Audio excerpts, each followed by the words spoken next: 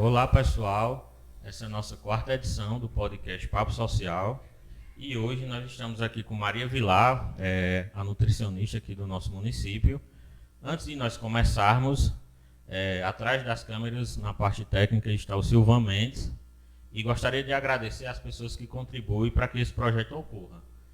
Uma delas é a Inova Informática, Araújo-Sat, né? São dois fornecedores de internet aqui para a Fundação e Associação Furtado Leite, Universidade Regional do Cariri, URCA, toda vida eu me esqueço, e Sejatel, né? Uma empresa que nos ajuda há quase 20 anos.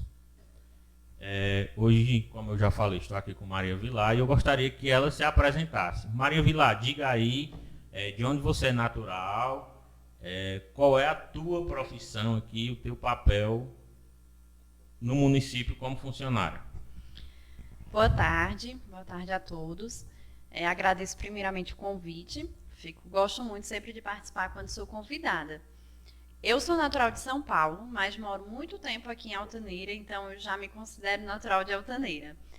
Sou formada em nutrição e especialista em nutrição clínica e funcional. Sou concursada desde o último concurso que nós tivemos no município, sou concursada da saúde e atuo hoje na atenção básica e dou suporte também ao hospital municipal. Mas a minha área de atuação mesmo é na parte da atenção primária, né, que são os PSFs, então eu faço atendimento, os encaminhamentos que os médicos mandam das doenças mais comuns à população, né, doenças crônicas, patologias que a nutrição participa, né? Embora a nutrição envolva todas as doenças, ela tem sua atuação, então eu trabalho mais nessa área. Pronto, uma pergunta que eu já gostaria de fazer para ti. Quais são as áreas da administração pública em si que um profissional de nutrição ele pode atuar e como é dividido, tanto na administração pública quanto em empresas privadas?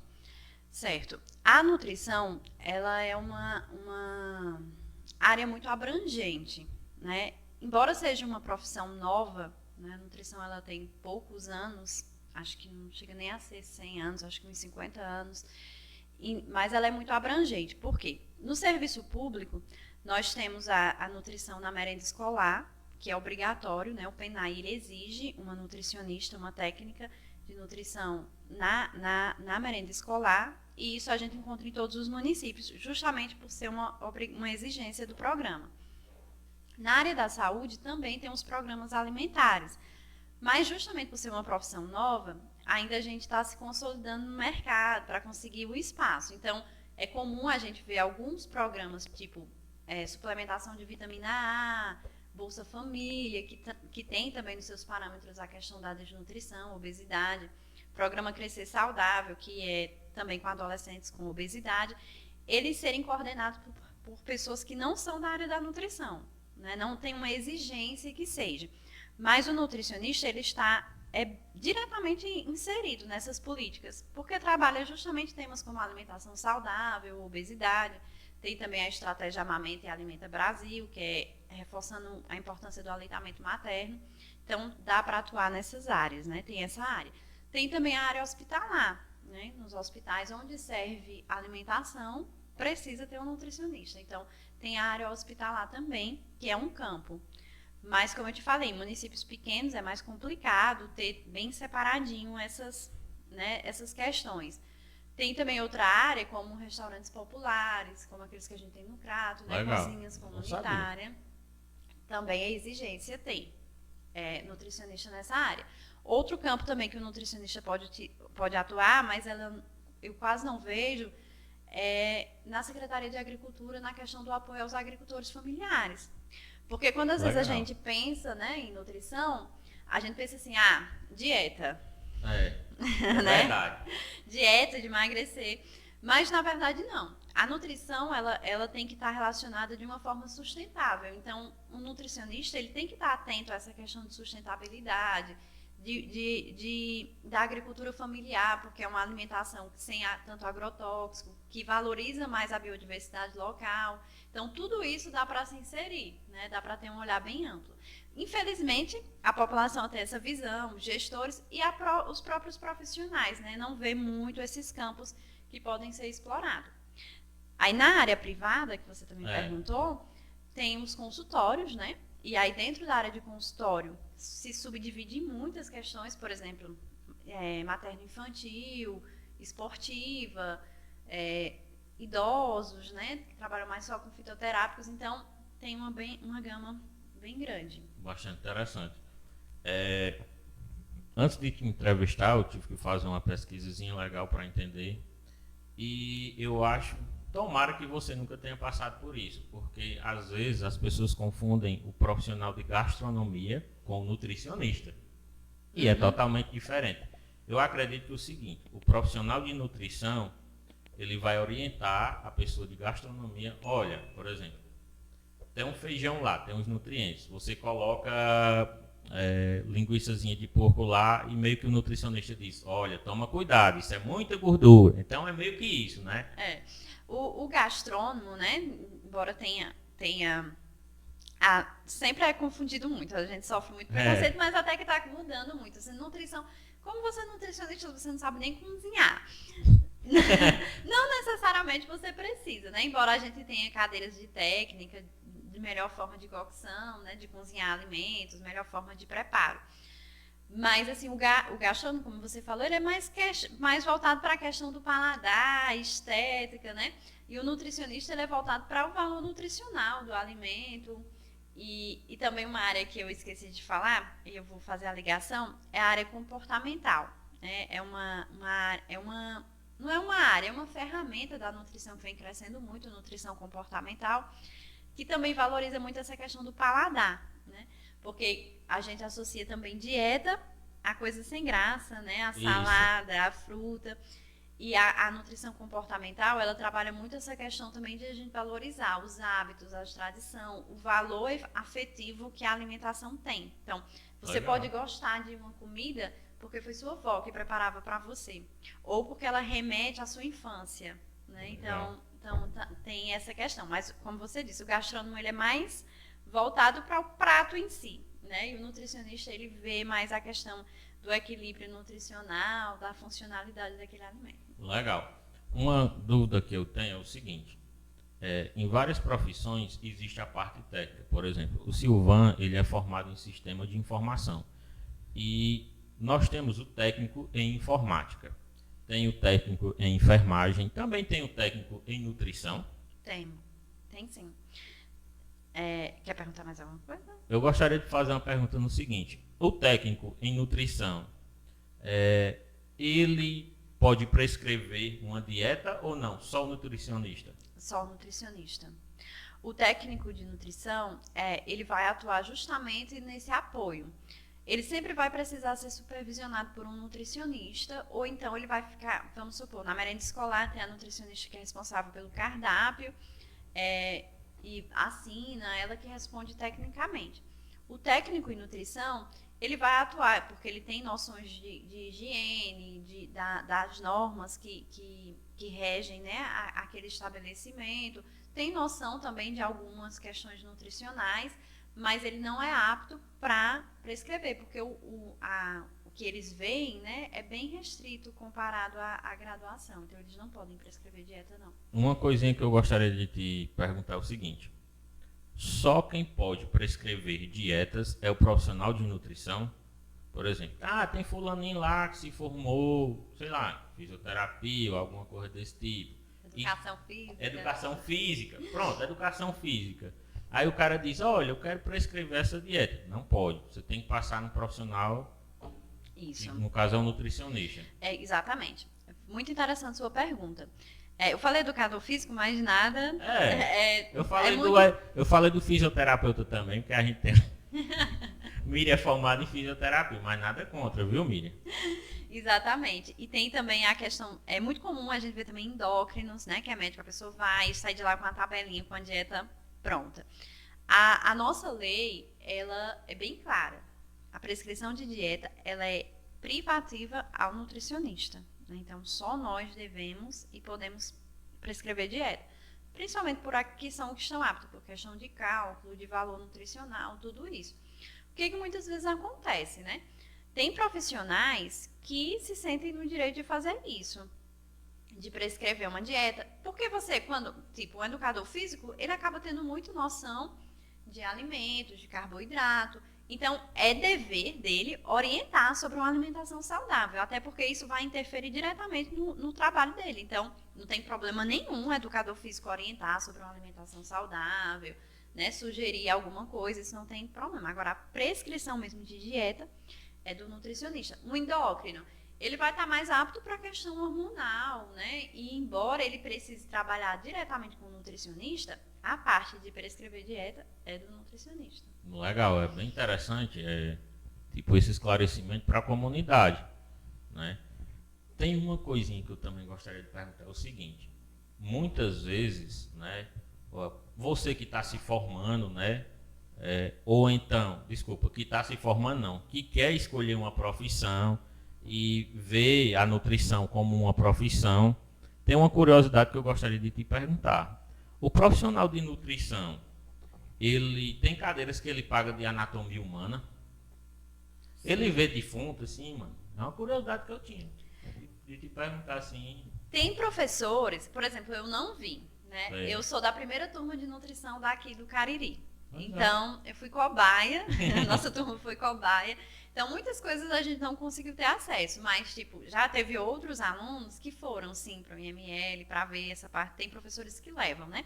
Óbvio que a gente não vê tão aprofundado, não toca essas coisas como a medicina, né? Que a medicina já é mais profunda. Mas o nutricionista tem, sim, cadeira tanto de anatomia como de fisiologia. Na verdade, para os que querem, né, aqui vem a carreira de nutrição, às vezes a pessoa vai para a nutrição dizendo, eu vou fugir da matemática. Mas nutrição tem muita matemática. E bioquímica tem também? Bioquímica é a base da nutrição. Olha aí, você que quer fugir dessas cadeiras tem que entender. Tem, porque assim, como eu acho que todos os cursos, né, quando a gente estuda na graduação, é de uma forma bem superficial. Você sabe disso, né? A gente não vê tão aprofundado.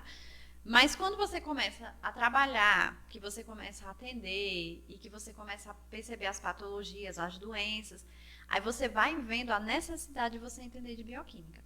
O nutricionista, para ele ser bom na sua área de atuação, principalmente quando trata de clínica, de atender, ele tem que entender de bioquímica. Não dá para fugir da bioquímica. Nossa. A gente começa a sentir. Eu senti essa deficiência depois que eu me formei. Odiava bioquímica. Mas aí depois com o atendimento eu comecei a ver que tinha algumas coisas que você precisa entender o porquê você faz, né? Então, você prescreve um determinado alimento, mas por quê? Né? Por que desse alimento? Como ele vai agir no seu corpo? Como é que ele vai funcionar? Então, acaba você tendo que estudar, não tem outro jeito. Uma outra curiosidade. Tu, quando teve essa opção de nutrição, passava alguma outra carreira que tu queria atuar, ou tu disse, não, eu quero nutrição, foi uma escolha que você já tinha um objetivo de vida, ou tipo, você fez o vestibular e disse, não, vou ver o que é que dá? Eu falo que a nutrição me escolheu, né? Porque eu sempre me identifiquei muito com psicologia.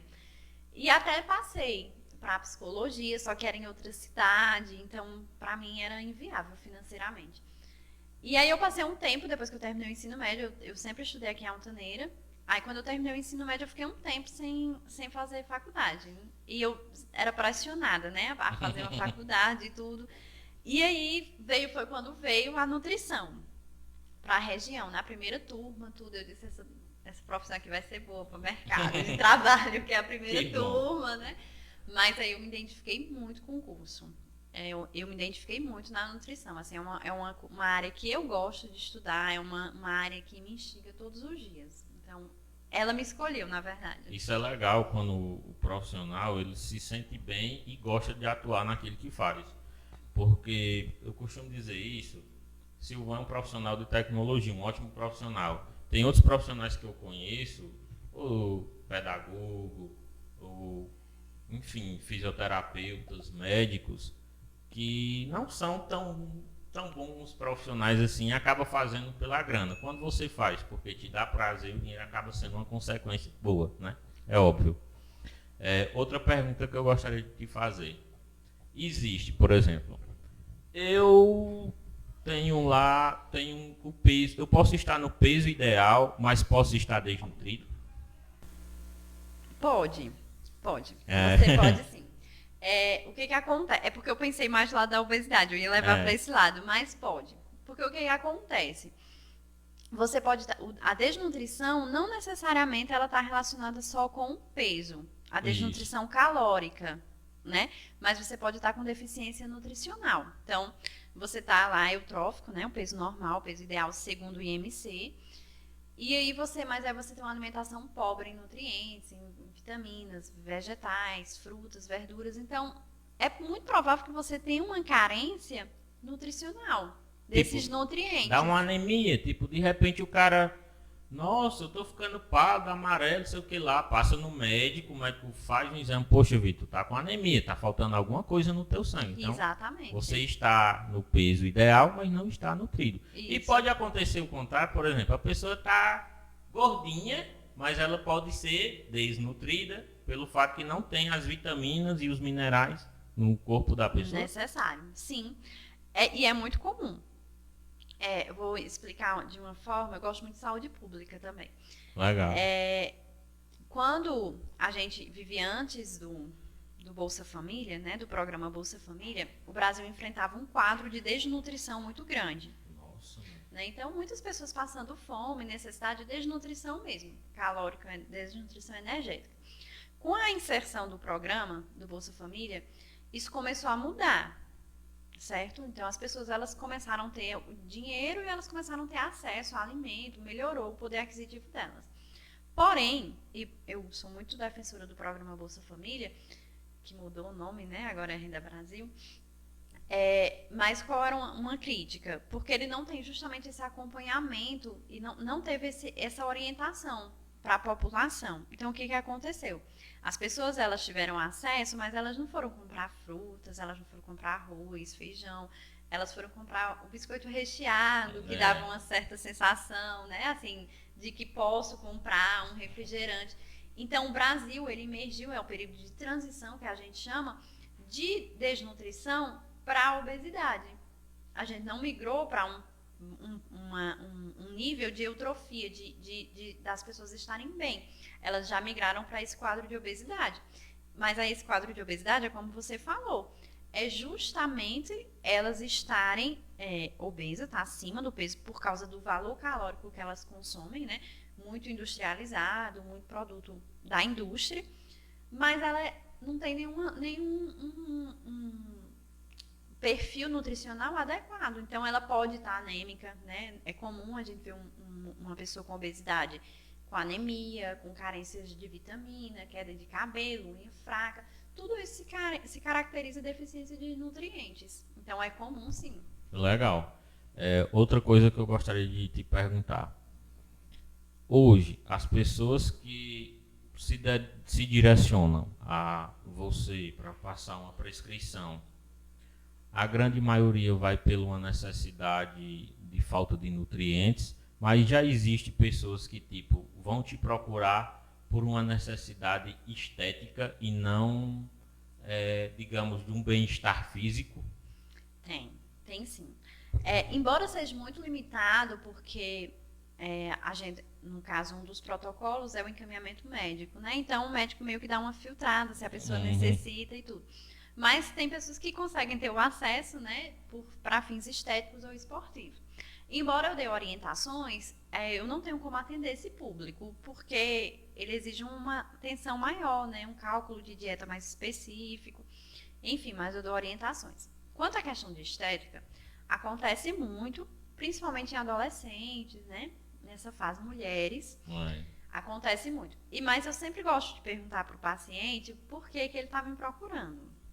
Se foi só porque o médico encaminhou. Isso é legal. Se é porque realmente... Mas aí, não, porque eu quero emagrecer. Mas por que você quer emagrecer? Isso, né? Você acaba vendo a pessoa, muitas vezes a pessoa tem um perfil físico legal, mas ela vai procurar, como você falou, dar uma burladinha, até inventa uma mentirinha, diz, olha, eu estou um pouquinho anêmica e tal, eu acho que eu estou anêmica, eu preciso dar aquela burladinha, mas aí você faz aquela leitura corporal, por que é que você realmente está aqui? Exatamente. E assim, é muito interessante porque você procurar um profissional de nutrição, porque minha alimentação não está legal e eu queria melhorar meus hábitos alimentares. Hoje é muito divulgado, né, a questão da importância da alimentação saudável, então tem pessoas que têm consciência que precisa mudar a alimentação, embora o choque só venha quando ela vê os resultados dos exames, né? Difícil a pessoa pensar que precisa mudar antes de ter alguma alteração metabólica. Mas acontece muito por pressão. Eu gosto de fazer essa pergunta porque, às vezes, principalmente nós mulheres, somos muito pressionadas a ter um corpo ideal, né? Essa busca do corpo ideal. E o corpo ideal da revista, da novela, é aquele, né? Não é o seu, não é o meu biotipo. Então, eu sempre gosto de perguntar porque isso pode gerar frustrações no paciente, né? Pode gerar algum transtorno com o alimento, alguma aversão alimentar. Então, principalmente em adolescentes, que essa pressão é maior, né, de você se enquadrar em um perfil, eu sempre gosto de fazer essa pergunta do porquê. E por que a pessoa quer emagrecer? Porque às vezes até ela precisa emagrecer, mas ela se sente bem e ela se sente pressionada só porque as pessoas dizem que ela tem. Às vezes até a gente profissional da saúde tem esse hábito de decidir que a pessoa precisa emagrecer, sendo que ela não está bem ali com o corpo dela, né? Então a gente tem que ter esse cuidado. Uma outra pergunta que eu acho bastante interessante assim. O que é comer bem? O que é comer bem? Porque muitas pessoas acham que comer bem é comer um pedaço de carne desse tamanho e arroz e pronto. Mas o que é realmente comer bem? Comer bem é comer caro? Você pode esclarecer isso pra gente? Comer bem é comer caro? Porque às vezes a pessoa tem essa noção. Né? Tem até os memes que a gente vê na internet, o cara com uma bandeja de ovo na mão e olhando pro frigorífico com um monte de carne. Tempo bom, né? Mas será se realmente comer bem é só comer carne? E aí? Boa pergunta também. Isso também é um dos mitos que é relacionado à alimentação saudável, né? Às vezes eu atendo muito pessoal e a pessoa já diz assim, ó, passa uma dieta que eu possa comprar, né? que eu possa fazer. A alimentação criou esse rótulo de que para você comer bem precisa ser caro, precisa ser uma coisa diferenciada. E na verdade comer bem é você oferecer o que o seu corpo precisa de nutrientes, né? Esse é o necessário. E que isso também seja uma coisa, um hábito seu e que remeta à sua cultura, né? Então, assim, pra gente aqui, comer a nossa tapioca, o nosso cuscuz. Oi, tá vendo? Faz parte, né, dos nossos hábitos.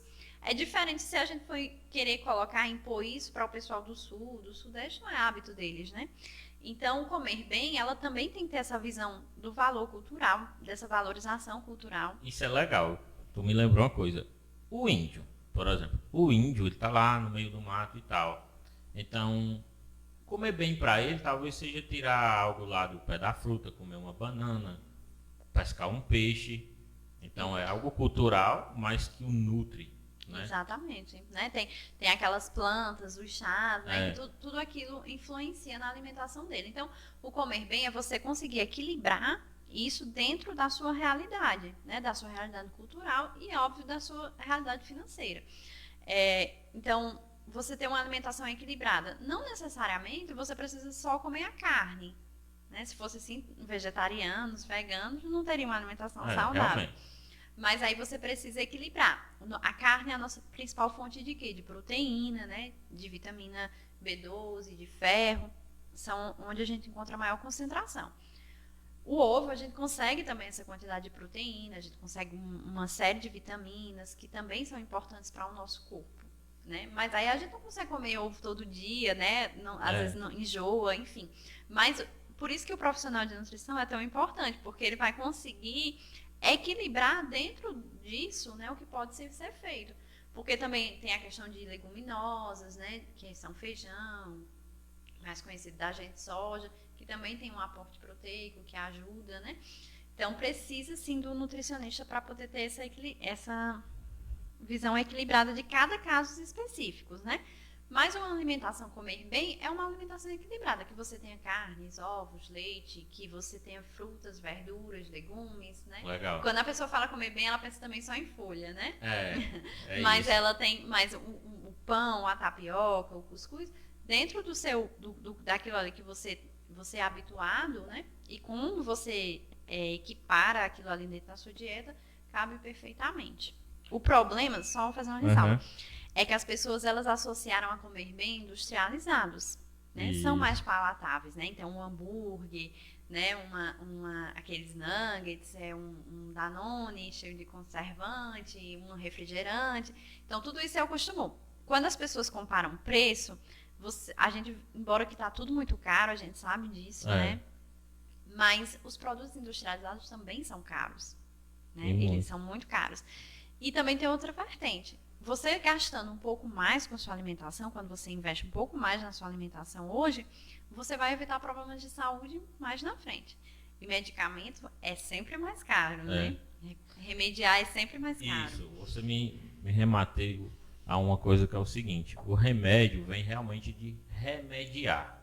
O profissional de saúde, muitas vezes ele pode perguntar, o que é que você come? Tipo, você chega lá no profissional e diz que está doente e tal, ele diz, o que é que você come? Eu acredito que com essa pergunta ele vai saber muita coisa da pessoa. O que é que você come? Remete muito. Porque tem pessoas que realmente têm uma má alimentação. Eu já tive uma má alimentação, de beber muito refrigerante, comer muita gordura, isso aí prejudica muito. Uma coisa que eu gostaria de te perguntar é o seguinte: pessoas com anorexia e esses transtornos alimentares, geralmente eles têm que ter um acompanhamento mais regrado do profissional de nutrição, do psicólogo e tal, ou é algo que pode ser assim, ele vai lá para o profissional, mas sei lá, uma vez por mês eu tenho que ser algo mais intenso. E esses transtornos, eles estão muito associados à questão estética mesmo, o esteticismo que a mídia coloca, infiltra lá na tua cabeça, e que tem que ser magrinho, tem que ser musculoso, tomar bomba e tal. Quando a pessoa já está com esse transtorno, né, instalado, ela precisa desse contato, desse acompanhamento mais específico e precisa da equipe multiprofissional, né? Então, o médico não consegue cuidar sozinho, a nutricionista não consegue cuidar sozinho e o psicólogo também não consegue, né? Então, é um transtorno e aí modifica, realmente é um transtorno de imagem. Então, ele não se vê como nós vemos. Então, tipo, por mais que você me diga que eu tô bem, que eu tô magra, que eu tô normal, que eu não tô gorda, eu, quando me olho no espelho com um transtorno, eu vou me ver muito gorda, né? No caso da anorexia. Então, é um transtorno que exige um acompanhamento, né? É um problema seríssimo, porque isso vai acarretando outras questões emocionais, né? Outros transtornos emocionais. E a mídia, e esse padrão, e essa busca por a perfeição, influencia muito, sim, né? E, inclusive, até essas dietas restritas, né? Que as blogueiras gostam.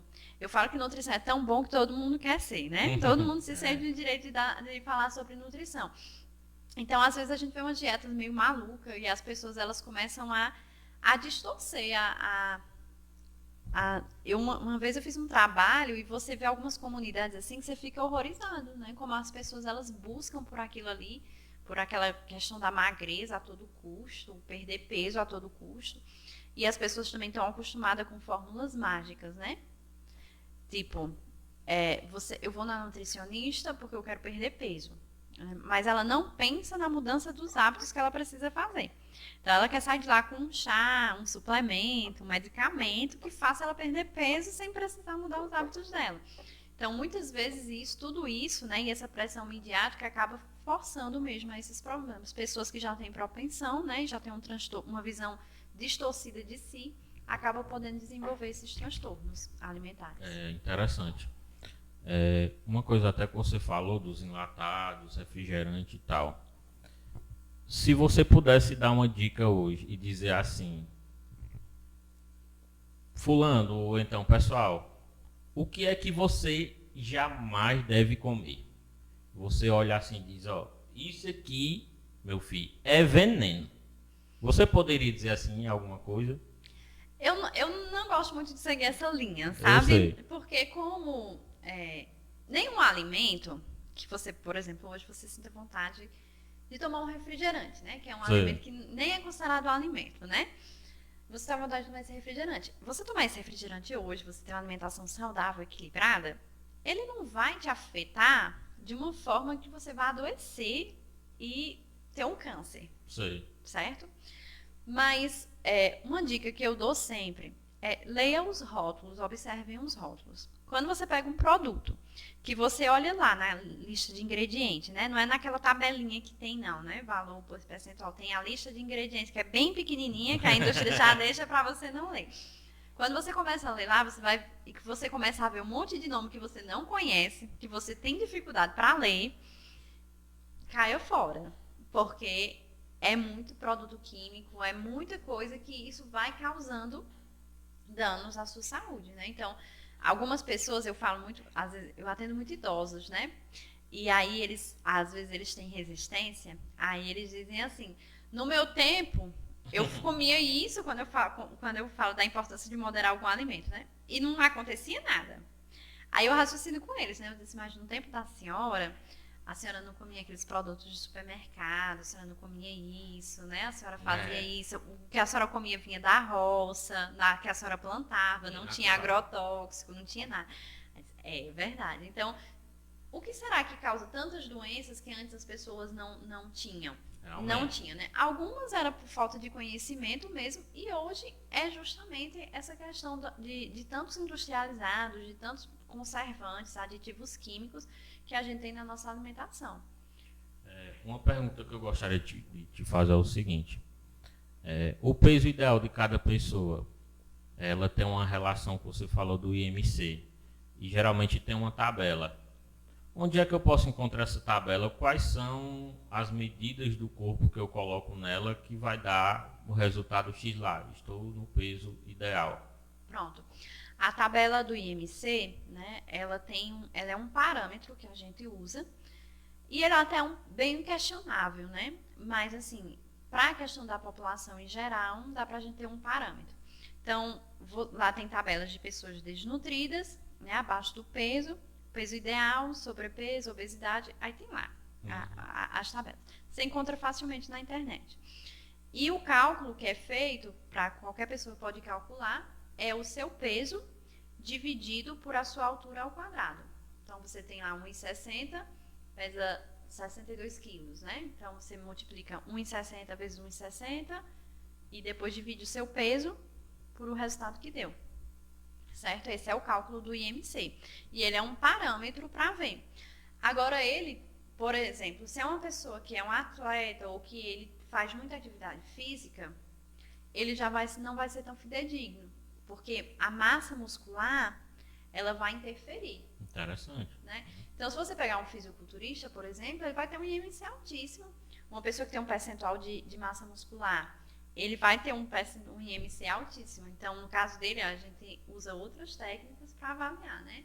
A gente chama de pregas cutâneas, que é para ver o peso corporal mesmo relacionado ao percentual de gordura.